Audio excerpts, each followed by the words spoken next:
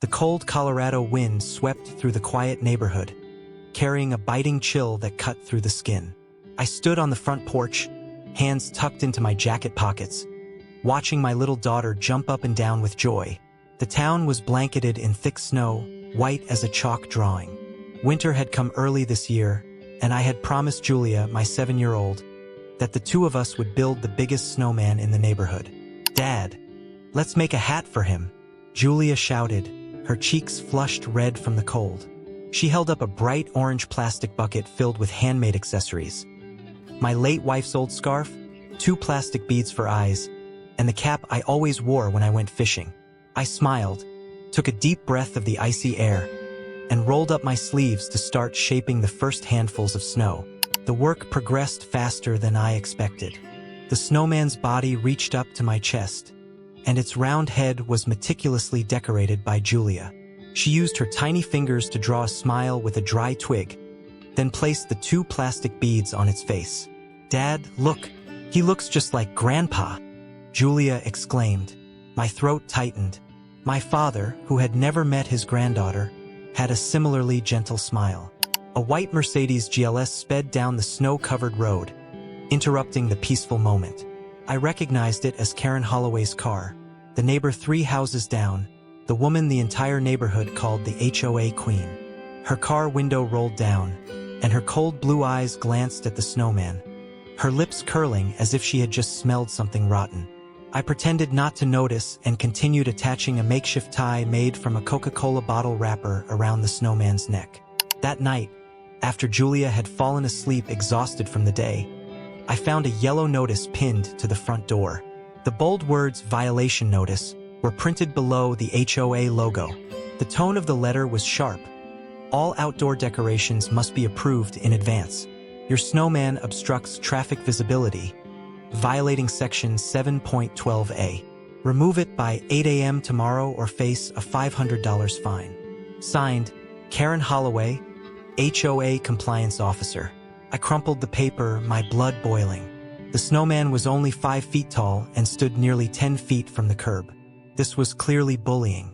I was tempted to grab a bucket of water and melt the snowman right then and there, but as I peeked through the crack in Julia's door, seeing her peacefully asleep, clutching her stuffed bear, I sighed.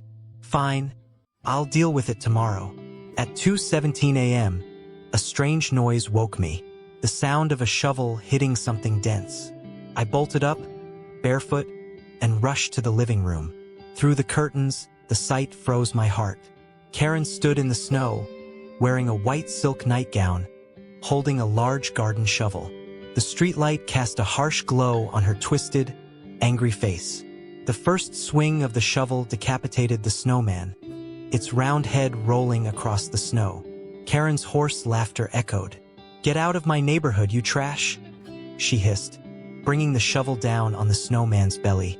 I flung the door open, bare feet sinking into the thick snow. "Are you insane?" Karen turned, her eyes wide. "This is HOA property. I'll sue you for harassment." She brandished the shovel threateningly. The stench of whiskey on her breath hit me like a wave. I stood frozen, gripping the doorframe. Only when the Mercedes roared away did I dare to breathe. The next morning, Julia sobbed over the pile of snow debris. "Why did the snowman die, Dad?" She clung to the remnants of the scarf. I knelt to wipe her tears, my mouth bitter. "The snow melted, sweetheart. We'll build a bigger one." But before rebuilding, I rummaged through the garage for what I needed. The Ring camera my colleague had gifted me last year was still in its box. I mounted it under the eaves, its lens covering the entire front yard. The small LED light blinked red, a symbol of vigilance. "Dad, why do we need a camera?" Julia asked, looking up at me, patted her head. "To record the snowman for Grandpa to see." The lie caught in my throat. Karen's words echoed in my head. "You damn Asian." We built a new snowman. This time, I mixed water into the snow to create a harder shell. Julia struggled to place a pink helmet on its head. "Dad, let's make him fight the snow witch," she giggled. That evening, I sat staring at my phone, replaying the footage of Karen destroying the snowman. The video was crystal clear. her racist slurs, her drunken stagger, and her grotesque smile as she watched our creation turn to slush. Part of me wanted to post the video online immediately, but memories of petty HOA lawsuits made me hesitate. "Let her destroy herself," I whispered, turning off my phone. Outside, snow began to fall again. The first flakes of the season silently covered the new snowman, a silent sentinel waiting for the night. The next morning, Julia's scream shattered the icy stillness. I jumped up, my foot hitting a glass of orange juice on the carpet. The liquid spread like blood. I rushed outside, and the sight made me feel like I had stepped into a horror movie. Our snowman was no longer a pile of snow. It had been transformed into a grotesque effigy. Its body smeared with red paint, its plastic bead eyes gouged out and replaced with white pebbles. My fishing cap was nailed to the trunk of an old maple tree. A piece of paper taped below it with scrawled words, "Final warning, demonic HOA." "Dad, is he bleeding?" Julia whimpered, her trembling finger touching the still dripping red paint. I bent down to sniff it. The pungent smell of oil paint hit me. "It's not blood, sweetheart. Just paint." My voice was steady, as if trying to convince myself. The Ring camera had captured everything. At 3:24 a.m., Karen had driven up in her Mercedes, moving as slowly as a funeral procession. She was dressed in expensive athletic wear, her hands clad in black leather gloves. A 5-gallon bucket of bright red paint dragged behind her, leaving a trail like a slash. Her movements were deliberate, almost artistic, like a performance artist at work. She even paused to light a cigarette, the smoke forming rings in the night air. I suppressed my anger and sent the video to the HOA, along with the message, requesting action for property destruction and child endangerment. 10 minutes later, my phone rang. Barry, the HOA president, spoke in a faux sympathetic tone. "Listen, buddy, Karen was just doing her job. Your snowman, well, it does look a bit unsettling." "What do you mean, unsettling? It's just white snow and a blue tie." I roared.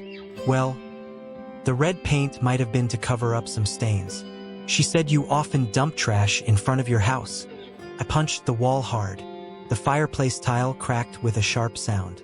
Julia was curled up under a blanket, watching Doryman, her tears still wet on her cheeks. I had to control myself. I had to stay calm. 2 days later, we built the third version of the snowman. This time, I mixed wall adhesive into the snow. Julia decorated it with blinking LED lights around its neck. "Dad, let's give him armor." She dragged out a bird-proof steel mesh I hadn't installed yet. I forced a smile, my heart aching as I watched her carefully wrap the mesh around the snowman's belly. That night, I didn't sleep. I sat by the living room window, eyes glued to my phone screen streaming the live camera feed. At 1:08 a.m., a shadow crept in from the end of the street. Karen, wearing a hood, carried a 20-liter plastic can. The stench of gasoline wafted through the 360-degree camera. "Damn it," I muttered, already running to the front door. But it was too late. A blue flame erupted from the snowman's body, the popping sounds of expanding air in the icy core echoing. Karen stood 3 meters away, her face illuminated by the fire. A grin stretching ear to ear, her eyes rolled back like she was possessed. "You bitch!" I screamed, bursting out the door. Karen tossed the empty gas can and jumped into her already running Mercedes. The SUV sped off, tires skidding on the snow, leaving black streaks behind. The fire gradually died under the falling snow. The snowman was now a charred pillar of ice, the red-hot steel mesh wrapped around it like chains. Julia came running out of the house, barefoot, stepping on the snow mixed with ashes. I pulled her into my arms, shielding her eyes. "Don't look, sweetheart. Don't look." The next morning, the HOA office reeked of Starbucks coffee and Chanel No. 5 perfume. Karen sat cross-legged on a leather chair, scrolling through her iPhone 14 Pro Max. I slammed the USB containing the video onto the table. "She tried to burn my house down. She almost killed my daughter." Barry winced as if he'd bitten into a lemon. "Listen, buddy, I've seen the video, but according to Section 12.3b, HOA members have the right to remove potential hazards. That snowman, ice block could cause injury if it fell. Karen smirked, her red nails tapping rhythmically on the glass table. I noticed those LED lights violate Section 9.4 about decorative lighting exceeding 10W. That's a $200 fine. I grabbed the USB and turned to leave. Karen's shrill voice followed me. You damn Asian! Let's see how many snowmen you can build before you sell this dump. That evening, I sat in the garage, running my fingers over a V3-100 steel bar left over from a bridge project years ago. The mini concrete mixer stood silent like a sleeping giant. On the workbench, detailed blueprints of the snowman were laid out. A cylindrical steel core, a precast concrete layer coated with cold salt, and a natural snow exterior. Dad, what are you doing? Julia appeared behind me, clutching her worn-out stuffed bear. I quickly flipped the blueprint over. I'm thinking of building a birdhouse. Want to help me draw? She shook her head and placed a handmade card on the table. A crayon drawing of a snowman, next to a fluffy dog peeing on a black car. Scrawled handwriting read, Dad, can we get a guard dog? Late at night, as the sound of Julia's steady breathing came through the baby monitor, I got to work. Steel bars were welded into a cross-shaped frame, crushed rock salt mixed with dry concrete to create a minus 20 degrees Celsius mixture. I used a snow sprayer to coat the concrete shell, adding my late wife's old scarf to hide the weld marks. By dawn, the project was complete. The snowman stood 7.5 feet tall, weighing 750 pounds, its eyes made from old car headlights connected to a 12V battery. I was startled to find Julia standing beside it, her small hand stroking the fake snow on its body. Dad, does the snowman look like a soldier in armor? She asked, looking up at me. The yellow garage light shone on her innocent eyes. I nodded softly. Yes, he'll protect you. We stood silently, gazing at the steel snowman towering under the gray dawn. The Colorado wind whistled through the garage cracks, carrying the scent of melting snow and motor oil. Somewhere in the distance, the roar of a Mercedes GLS engine sounded like a challenge. The northeast wind howled through the neighborhood, carrying warnings of a snowstorm. I leaned against the garage door frame, clutching a cup of black coffee. The steel snowman stood like a monument in the front yard, its fake snow shimmering under the streetlight. Julia had fallen asleep on the sofa after placing a panda-patterned cloth mask on our hero. The white Mercedes GLS appeared at the end of the street, its tires crunching the thin layer of ice. Karen drove like a rattlesnake, fast, then slow, then stopping completely in front of my gate. The car window rolled down inch by inch, revealing her furious, reddened face. The stench of gin wafted out, even though it was only 9 a.m. Get out of this neighborhood, you yellow trash, Karen screamed, pointing at the snowman. Your disgusting toy is ruining the value of this whole area. I stepped out, arms crossed. The police will love the video of you setting fires and destroying property. The Mercedes door slammed shut. Karen stepped out, her stiletto heels piercing the snow like knives cutting through cake. Her white fox fur coat fluttered in the wind, making her look like a Disney villain. Who do you think you are? Some cheap engineer daring to threaten me? She grabbed a dry branch and swung it at the snowman. Get out! Disappear! You trash! Crack! The branch snapped in two upon hitting the cold concrete.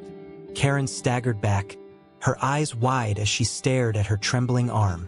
I smiled faintly, recalling the sleepless nights in the garage. 6 inches of concrete, a 5-ton steel frame, and welded bolts.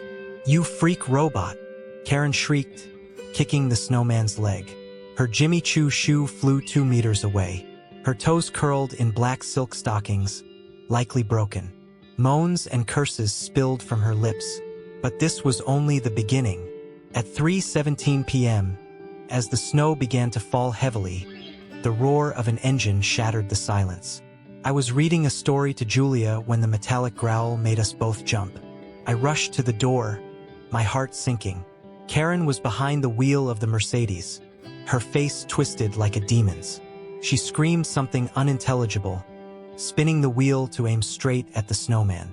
The SUV shot onto the sidewalk at 40 miles per hour, tearing through the frozen lawn.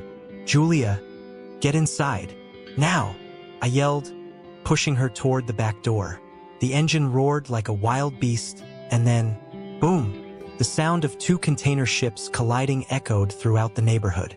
The Mercedes airbags deployed in a blinding flash, the windshield shattering into a million pieces like shooting stars. The car's frame crumpled like paper, the engine spewing thick black smoke. But the snowman, the one under attack, only swayed slightly before standing still, its fake snow falling away to reveal the cold, gray concrete beneath. Karen's face slammed into the airbag, blood smearing across her features. She struggled to open the car door, her feet slipping on the pool of leaking oil. "Help! Help me!" Her voice was weak, her hand reaching out toward me. Her white fox fur coat was now stained a deep red. But I didn't step forward. The Ring camera had captured every frame. She had driven her car into my property on her own. I turned my back, holding Julia tightly as she screamed and cried in my arms. The sound of police sirens grew louder in the distance. "You murderer! You killed me!" Karen wailed in despair, fumbling for her phone from her blood-stained Hermes bag. "Hello? 911? I've been attacked. There's an Asian terrorist." 10 minutes later, the neighborhood was bathed in swirling red and blue lights. Officer Donovan, the same man who had fined me $200 for leaving the trash out too long, quietly reviewed the footage from the camera. Karen was carried away on a stretcher, her hand twitching like someone having a seizure. "Do you want to press charges?" Donovan asked me, his tone implying more than he said. "She clearly violated traffic safety laws and intentionally caused property damage." I shook my head, my eyes fixed on the mangled Mercedes. The broken windshield wiper still flailed weakly, like a white flag of surrender. I just wanted her to stop. That night, the video of the incident spread like wildfire. The hashtag Steel Snowman trended across the US. Netizens turned Karen into a meme, portraying her as the ghost of the Mercedes, while the Steel Snowman was hailed as the immigrant protector. By the next morning, I received a call from CNN. But the most memorable moment was when Julia tugged my hand and led me outside. She placed a snowman-shaped cookie on the wreckage of the Mercedes, her voice pure and innocent. "Dad, let's give him a cookie to celebrate the victory." The wind picked up again. The first snowflakes of the season fell onto the crushed roof of the Mercedes, covering it like a white funeral shroud. In the garage, the steel frame of the snowman still stood tall, a silent vow in the battle between cruelty and resilience. 10 days after the accident, I stood in front of the town hall, my hand gripping Julia's shoulder. The snow had stopped, but the air was still biting cold. A crowd of reporters and curious onlookers lined up, their phones raised like weapons. The wrecked Mercedes GLS was towed in front of the building, covered with a white tarp bearing red letters, "Symbol of Tyranny." Karen Holloway stepped out of the police car, her face wrapped in white bandages like an Egyptian mummy. Her tight Versace dress now looked like a Halloween costume. The crowd hissed, "Racist! HOA vampire!" A tomato hit Karen's forehead, its red juice dripping down her bandaged nose. The trial lasted only 17 minutes. My lawyer, a Mexican-American woman, slammed her hand on the table and played the video. Karen setting the snowman on fire, ramming her car into it, and her 9-year history of intimidating immigrant families. HOA President Barry suddenly had a heart attack, leaving behind a resignation letter reeking of whiskey. The judge ordered Karen to pay $25,000 in damages and banned her from coming within 500 meters of my house. She screamed, "I'll appeal. You're just lucky." But her voice was drowned out by the crowd's boos. That afternoon, Julia and I stood in front of the pile of scrap metal that was once the Mercedes. She held a crystal from the car's shattered sunroof, looking up at me. "Dad, is this the Snow Witch's diamond?" I nodded, silently thanking the mechanic who advised me to sell the wreckage for $3,000. But the real drama unfolded at sunset. As we were about to go inside, the roar of Harley-Davidson engines filled the air. A line of 20 motorcycles stopped in front of our gate. Latinos, Asians, and black people who had been bullied by Karen. They got off their bikes, each placing a white pebble around the steel snowman. "Thank you for standing up." An elderly Vietnamese man gripped my hand, tears in his eyes. "My grandson. He took his own life last year after she got him expelled from school for not paying HOA fees." That night, I watched a special report on the steel snowman on CNN.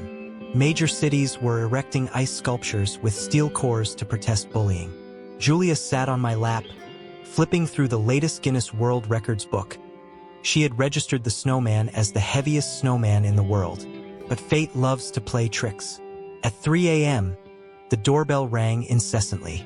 Karen stood there, disheveled, clutching a dented Louis Vuitton suitcase. "You've won," she croaked. "My husband cut off my credit cards. My son changed his last name. Just give me back the video." I slammed the door. Through the crack, I saw her kneeling, picking scraps of food from the neighbor's trash. Julia suddenly grabbed my hand. "Dad, let's give her the old blanket. It's so cold." The next morning, the panda-patterned blanket my late wife had made years ago hung on the gate. Karen was gone, leaving behind her worn-out Jimmy Choo heels in a puddle of melting snow. 2 months later, the steel snowman still stood there, its cracked concrete revealing the steel skeleton beneath, like a warrior's remains. The town council turned it into an art installation, with a bronze plaque, "Here, cruelty shattered into 1,000 pieces." We moved to a new house in Denver. Before leaving, Julia buried her mother's old scarf at the snowman's feet. "Goodbye, Mr. Snowman. Remember to defeat the monsters for me," she whispered, as if sharing a secret. On our last night in Colorado, I opened my email. A stranger had sent a video. Karen jumping off the Golden Gate Bridge, her Louis Vuitton suitcase flying 20 meters away. The subject line read, "Justice doesn't need revenge." I deleted it without hesitation. The Rocky Mountain wind whistled through the cracks of the moving truck's window. Julia was fast asleep in the back seat, clutching a handmade snowman plushie. Suddenly, she smiled in her sleep.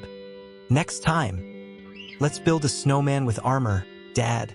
The truck sped into the night, leaving behind the town and its secrets buried in the snow. In the garage of our new home, I had already sketched the blueprint for Snowman 2.0, titanium core, automatic snow spray, and AI-powered intrusion detection. And in a dark corner of the internet, the hashtag #SteelSnowman still smoldered. People whispered that, late at night, the steel snowman still patrolled the old town, its headlight eyes shining like shooting stars. As for me, I learned a hard lesson. In America, sometimes you have to become concrete to avoid being crushed.